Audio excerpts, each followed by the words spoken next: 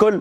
نبدأ مباشرة كالعادة مع تمام حمدون، باعتبار في حالة واحدة ممكن مثيرة للجدل في هذا الشوط الثاني، ثم ندخل في حيثيات ومجريات الشوط الثاني مع كابتن ربيع وكابتن عماد المهدي. مباشرة كابتن تمام حمدون.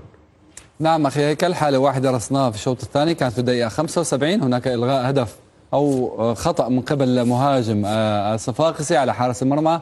هنا نوقف الصورة نرجع فيها شوي والله لو سمحتوا. هنا الكرة، حارس المرمى مسيطرا على الكرة. متى يعتبر حارس المرمى مسيطرا على الكرة؟ عندما تكون الكرة بين يديه أو بين يديه هو أي سطح آخر، أو عندما يكون ممسك بالكرة بيده المفتوحة، أو عندما يرميها في الهواء أو ينططها. هنا لا يجوز منافسة حارس مرمى. بنلاحظ نمشي بالصورة لو سمحتوا، بنلاحظ المهاجم ينافس أو يهاجم حارس المرمى عندما كان ممسكا للكرة. هذا خطأ في القانون.